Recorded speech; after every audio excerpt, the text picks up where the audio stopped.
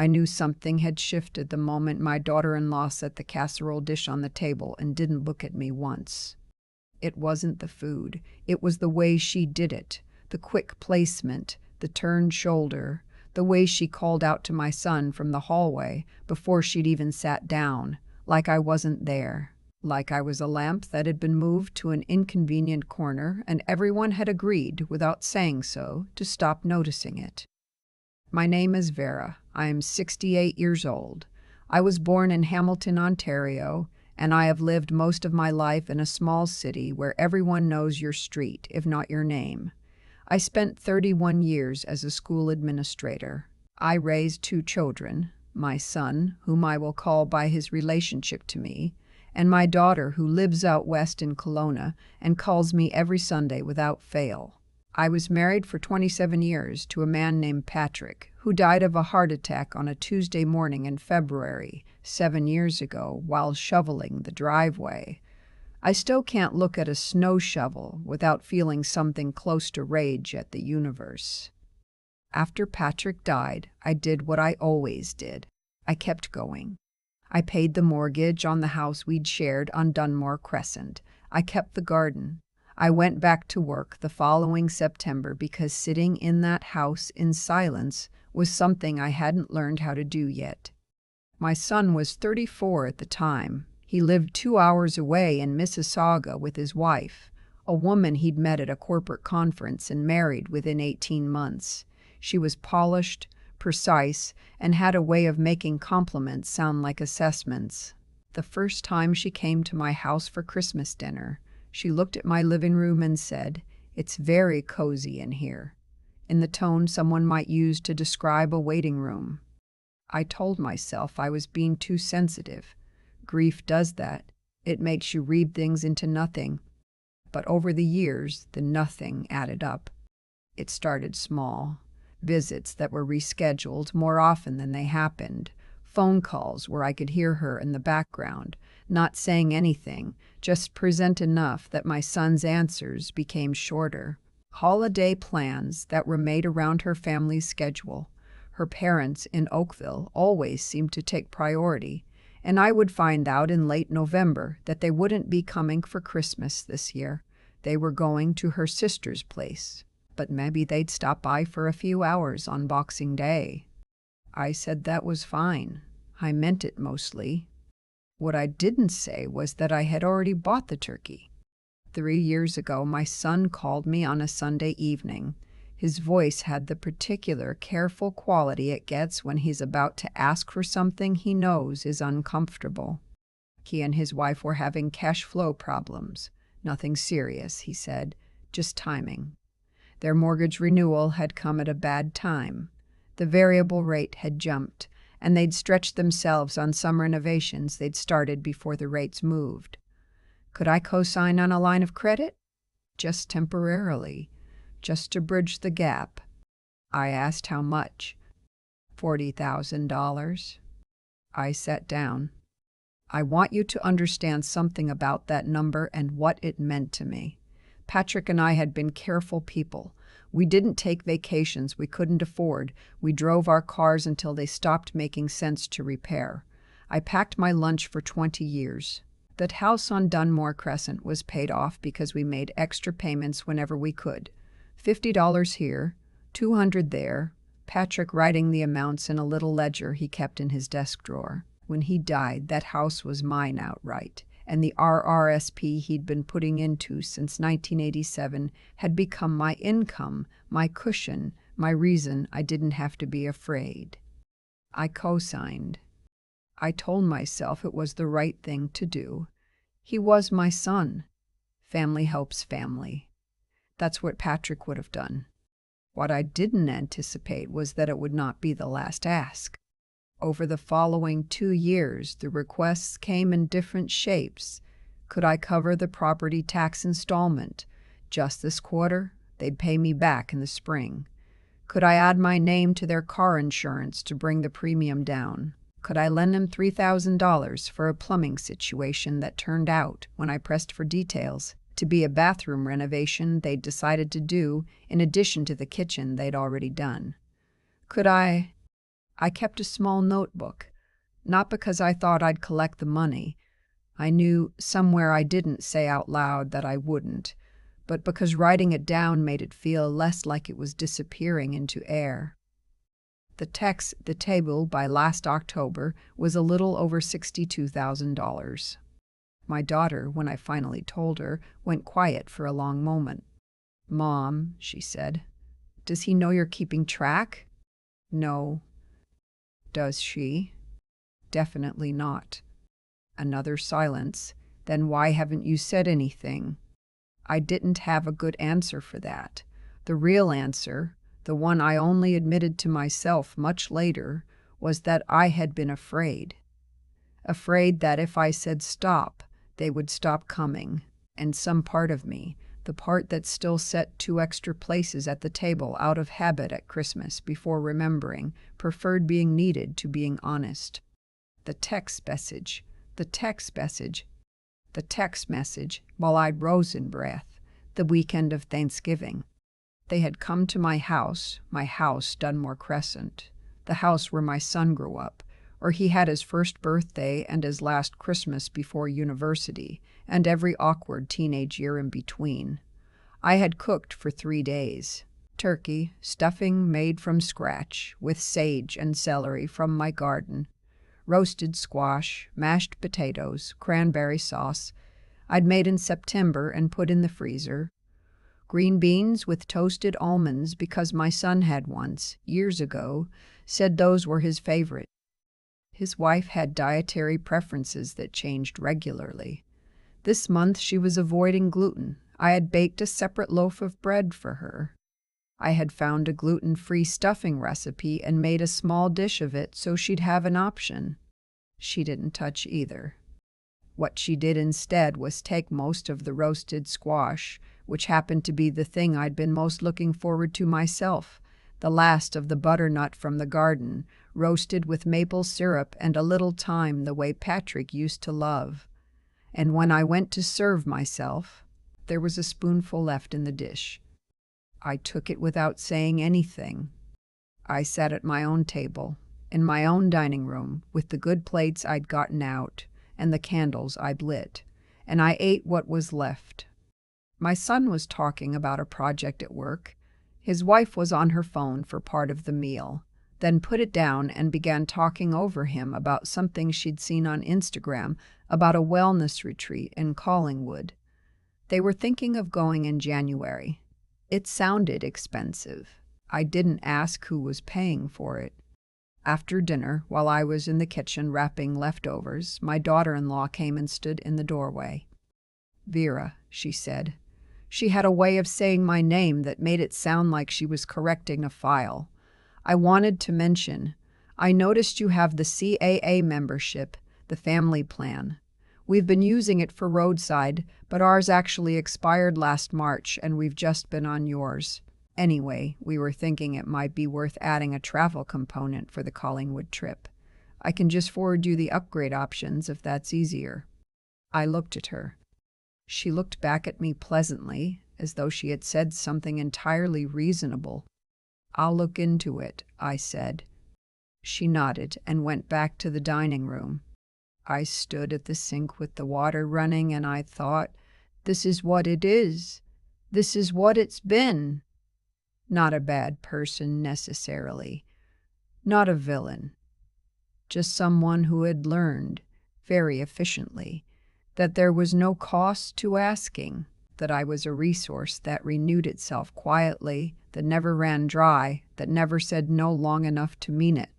And I thought of the squash, 1 spoonful. I did not sleep much that night. I lay in the bed Patrick and I had shared for over 2 decades, the same mattress. I've never been able to buy a different one, and I looked at the ceiling and I thought about the notebook in my nightstand drawer. $62,000, plus the CAA upgrade she wanted, plus the line of credit I was still technically liable for. I thought about Patrick's ledger in his desk. He had saved the receipts from every extra mortgage payment we'd ever made. $50, $200. He believed in writing things down because he believed that what you paid attention to was what you valued. What had I been paying attention to? At 4:45 in the morning, I got up. I made tea. I stood at the kitchen window and watched the sky go from black to that particular gray-blue that happens in Ontario in October, when the leaves are down and the light comes in flat and clear and honest. I thought about something my father used to say. He was a quiet man, a machinist, not given to speeches. But once, when I was about 12 and upset about some injustice at school, he sat across from me at the kitchen table and said, "Vera, you can be generous or you can be a doormat. Both look the same from the outside, but only one of them is a choice." I hadn't thought about that in 30 years. I got dressed at 6:30. Dark trousers, my good wool cardigan, the one Patrick gave me for our anniversary the year before he died. I picked up my handbag and my binder. I keep a binder. I know that's old-fashioned, but there's something about paper that a phone screen doesn't give me, and I drove to the TD branch on King Street that I've used for 29 years. My branch manager's name is a woman about 15 years younger than me, sharp and practical, who once helped me navigate a complicated estate question after Patrick died without making me feel stupid once. She was in when I arrived, which surprised me.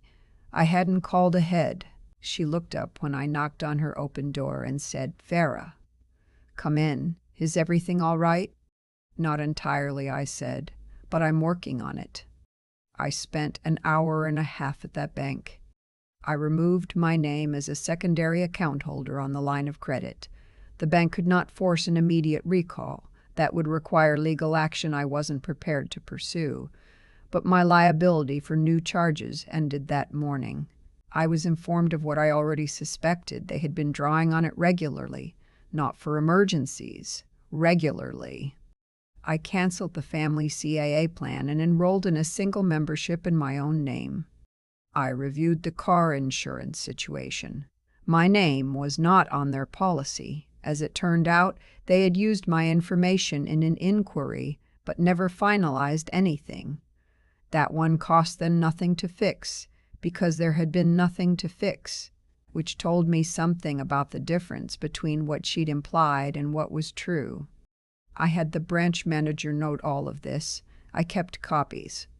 On the way out, I sat in my car in the parking lot for a few minutes. Not crying exactly, something else.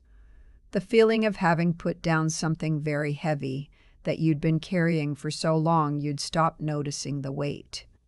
I drove home. I made a second cup of tea. I opened a kitchen window, just a crack, and let the October air in. I did not call my son that day.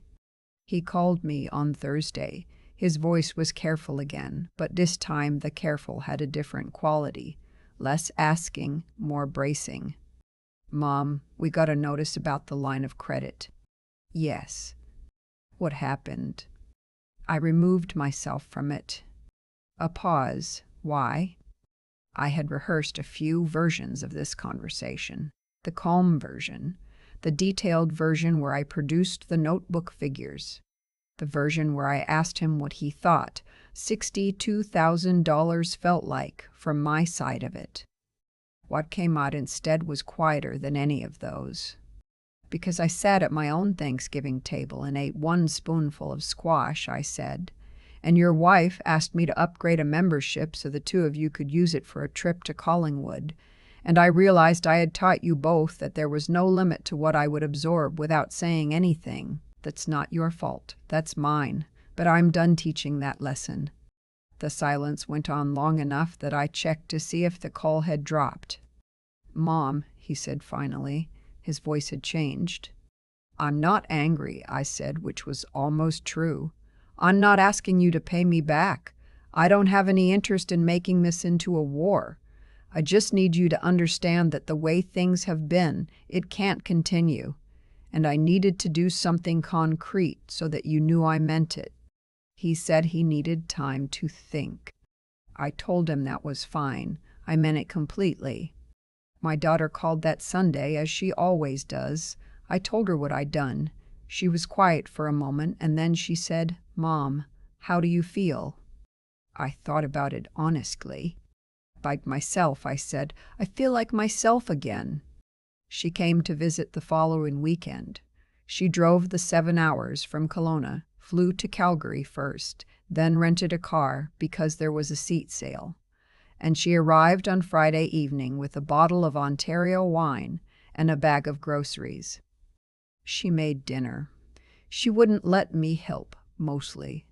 She stood in my kitchen and she cooked. And I sat at the table and watched her, and it was one of the most ordinary and precious evenings I have had in several years. We talked about Patrick. We don't do that enough anymore, I think, because we're both afraid the grief will start again if we open the door. But it doesn't work like that. The grief is always there. You might as well let it sit at the table like a familiar. She asked me if I thought my son would come around. I told her I didn't know. I thought maybe. He had texted me twice since our phone call. Nothing with much content, just a photograph of their dog and a message that said the weather was getting cold, which I knew from years of knowing him was his way of maintaining contact while he worked something out internally. He has always needed longer than most people to process things he doesn't want to be true.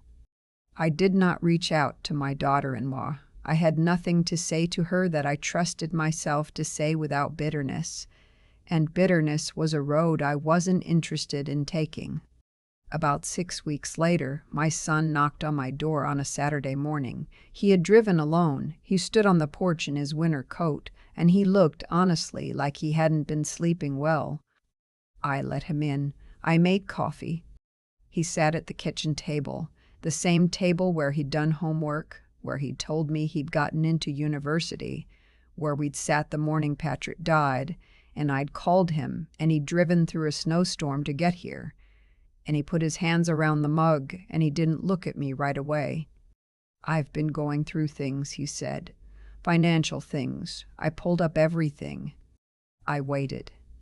"I didn't know it was that much," he said. "I mean, I knew we'd borrowed money. I knew you'd help with the car, the insurance stuff, the line of credit.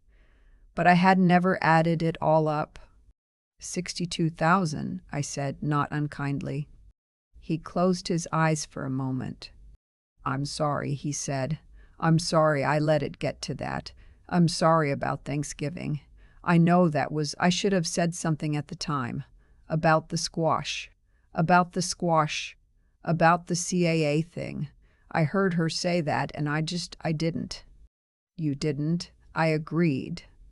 "I didn't want a conflict." "I know. Neither did I. That's how we got here." He looked at me then.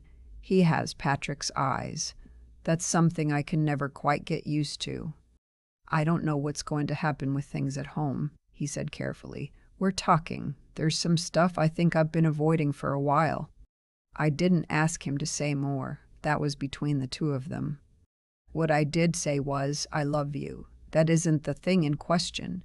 The thing in question is what we're each willing to accept. And I'm at an age where I don't have the time or the inclination to pretend anymore. He nodded. He stayed for 2 hours. We talked about ordinary things, his work, the house, a documentary he'd been watching. Before he left, he hugged me in the hallway, the proper kind, the kind he hasn't done since he was maybe 19 and going through a hard time at university. "Thanks for not giving up on me," he said, which made my throat tighten. "I haven't given up on you," I said. "I've just stopped giving you everything I have so that you didn't have to work for it yourself. Those are different things." He laughed a little, surprised, and then nodded like he was filing that away. I watched his car pull out of the driveway, and I stood in the doorway for a moment with the November cold on my face. Then I went inside, put the kettle on, and stood at the window. The garden was bare. Patrick used to say that the garden looked sad in November, and I used to argue with him. I thought it looked restful, like something that knew what it was doing, something that understood the difference between dormant and finished. I think about that a lot now, the difference between dormant and finished. I had not given up. I had not written anyone off. I had not become hard or cold or bitter in the way that is easy to become when you've been taken for granted long enough to start believing that's simply what you are. What I had done was something smaller and more difficult. I had remembered that I was a person, not a resource, not a safety net, not a backup plan or a silent cosigner or a woman who could be served one spoonful of squash in her own house and not remark on it. I had remembered my father's voice at the kitchen table, the difference between generous and a doormat.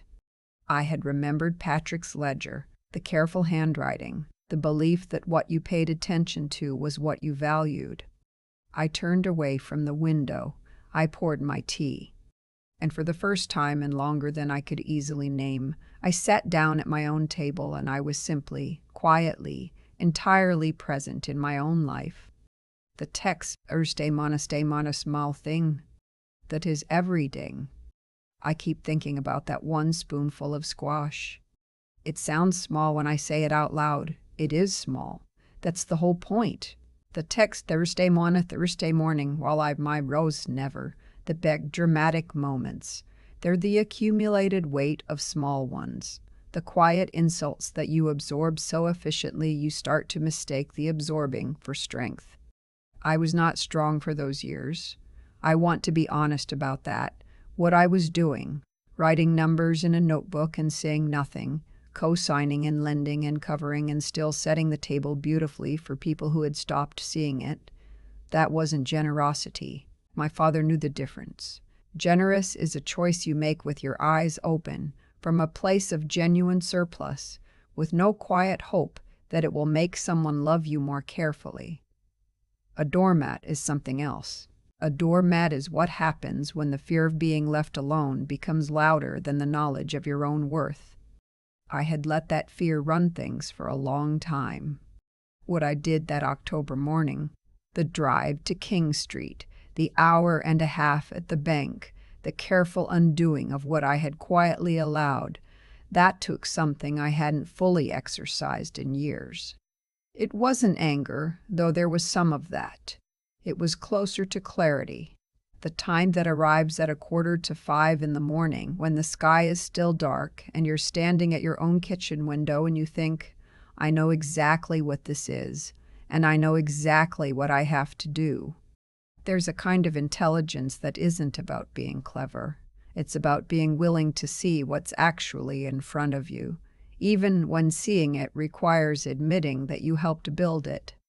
I had helped build this, not maliciously, not foolishly, exactly, but I had made choices over years, small ones, each of which seemed reasonable in isolation, and I had never added them up until I had to. The ledger Patrick kept taught me that what you pay attention to is what you value.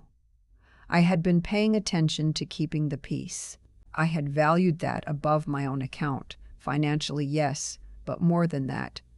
The reason things shifted when they did wasn't luck or timing.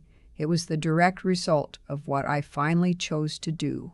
When I stopped absorbing, when I made a concrete and undramatic decision at a bank on a Tuesday morning, the dynamic changed, because dynamics always reflect the people inside them.